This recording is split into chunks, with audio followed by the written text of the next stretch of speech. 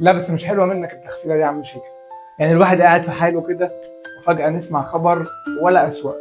حاجه عايز اتكلم فيها في حته اعتزال شيكابالا، والناس بتقول اصل هو ما كانش فارق، هو يعني كان بيعمل ايه؟ هي يا جماعه مش بتتقاس كده. هي بتتقاس في الاخر. اصلا احنا بنشجع الكوره وحماسنا وشغفنا ناحيه الكوره هي مساله عاطفتك ناحيه حاجه انت بتحبها. بين معظم جمهور الزمالك اللي في جيلي تحديدا وبين شيكابالا مساله نفسيه، مساله ذكريات، مساله ان انت كنت بتشوف فيه طفولتك. واحنا لسه بنوعى الدنيا وبنشوف الدنيا فيها ايه والكوره وبتاع، ولسه ما بنتكلمش بقى في تاكتكس.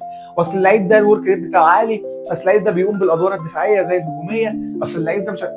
كنا بنتفرج على الكوره عشان عايزين حاجه تبسطنا. فاللي كان زملكاوي مننا ما كانش في حاجه تبسطنا في الزمالك غير شيكابالا بس. ان شاء الله يعمل كعب. دي كانت الحاجه الحلوه الوحيده اللي في الزمالك في الفتره دي. شيكابالا كان بالنسبه لنا هو البطل، هو اللي بياخد الفرقه ويجيب جون من فاول ب3 نقط، يحتفل احتفال ننبسط بيه معاه. كان هو الحاله الجديده اللي كانت موجوده، ما كانش فيه الكلام ده. فشيكابالا مش مساله فنيات وارقام، المساله مش كده خالص، ومساله ارتباطنا وحبنا ليه مش كده خالص. انت لو بصيت على الارقام هقول لك شيكابالا هو الاكثر تتويجا بالبطولات مع نادي الزمالك. هل ده مقياس؟ لا. شيكابالا معظم بطولاته اللي خدها في الاواخر.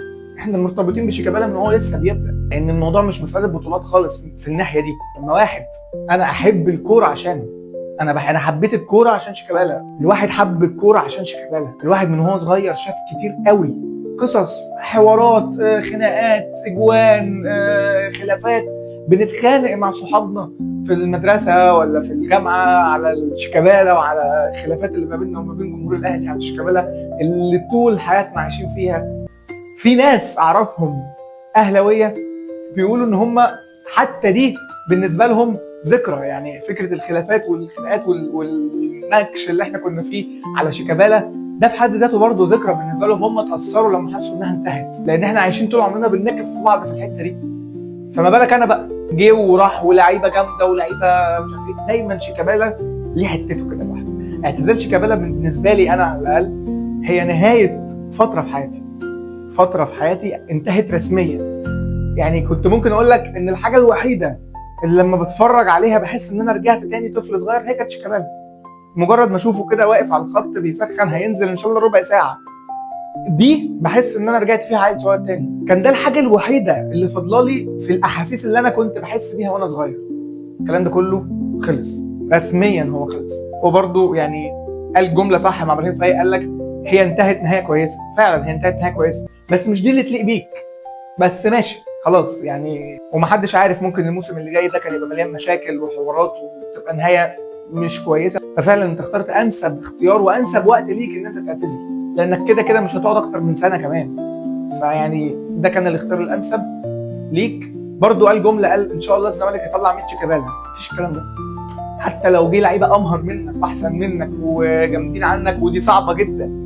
يعني فكره ان احنا نعيش مع لعيب تاني اللي احنا عشناه معاك دي صعبه جدا يا شيكا. فيعني ده مش هيحصل. ولو فصلنا فكره انت اهلاوي او زملكاوي او بتحب شيكابالا او عندك اختلاف معاه في شخصيته في الكلام ده كله، لو انت شلته على جنب، شيكابالا هو واحد من امتع ان لم يكن امتع واحد لمس كره القدم في مصر. وعلى الاقل انا اقدر اقول كده واكد ان ده امتع لعيب كوره انا عاصرته. الكوره في رجله كانت حاجه تانية خالص، مختلفه خالص. اتمنى ان شيكابالا ما يختفيش. يعني اتمنى ان هو ما يبقاش بس موجود في قناه في استوديو تحليلي، لا، شويه وتبقى تاني موجود في النادي في اي منصب اداري. لان فكره الزمالك من غير شيكابالا صعبه. احنا بنحب نشوف شيكابالا موجود والزمالك بيلعب، حتى لو ما بيلعبش، حتى لو في المدرجات احنا بنحب نتفرج على شيكابالا. واللي مختلف معايا في ده انا عذره، ممكن هو معاش التفاصيل والذكريات اللي احنا عشناها، اللي انا واللي زيي بنتكلم عن شيكابالا عاشوها. لكن الفكره ان الموضوع اكبر من مساله تحليل لمستوى لاعب في ملعب. لا، الموضوع مش كده. الموضوع ان انت كنت لسه ما استوعبتش الدنيا دي ماشيه ازاي، وشيكابالا ده جه في فتره هي كانت الاسوأ في تاريخ الزمالك، حافظ على شعبيه الزمالك وخلى الجمهور، خلاني انا يا عم عشان ما اتكلمش بلسان حد، انا كنت بفتح اتفرج على ماتش الزمالك عشان اشوف شيكابالا. فده كان شيء كبير استوعبته لما كبرت وبقيت فاهم يعني ايه لعيب كان يبقى شايل فرقه. هو ايوه، هو لما شال الفرقه ما عملش حاجه يعني، وما خدش دوري ولا افريقيا ولا بتاع، بس على الاقل كان مخلي الفرقه دي في المنافسه بمقومات لعيبه ما كانتش تقعد حتى في الدوري الدرجه الاولى، دي كانت تنزل درجه ثانيه مرتاح. في النهايه يعني انا بحاول ان انا اتكلم احساس جوايا فيه لخبطه. يعني انا عايز اقول لكم، انا المفروض كنت انزل الحلقه دي امبارح، انا ما كنتش لسه مجمع كلام اطلعه. الواحد عايش في ذكرياته، بس مش عارف اجمع كلام عشان اطلع اقول على اعتزال شيكابالا. شكرا يا شيكابالا يعني على كل اللي انت عملته كله بقى، بحلاوته بمره. هي شكرا على الفتره زي ما هي كده. احنا عشنا فتره كجمهور للزمالك هي فتره شيكابالا، حرفيا فتره من الفترات كانت فتره شيكابالا بس. فمتعتنا، فرحتنا، اوليه اوليه اوليه، شيكا شيكا دايما هتفضل تتقال.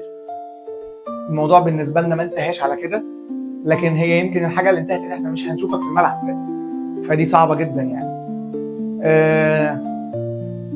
الواحد في نهايه الفيديو مش عارف يوصف حالته، لان يعني هي مش حاله حزن، هو انت عايش في فلاش باك كده في حياتك، في فتره كبيره في حياتك عايش فيه في دماغك ومسحول معاه، ولما بتقلب بتشوف فيديوهات ليه بتتاثر اكتر. ف الموضوع مش مساله ان احنا زعلانين كحزن، لا احنا في احساس غريب كده بالذكريات هب على دماغنا فجاه كده. كنا في غنى عنه يا عم شيكا، والله كنا في غنى عنه يعني، الواحد مش ناقص يعني. يلا سلام يا صاحبي.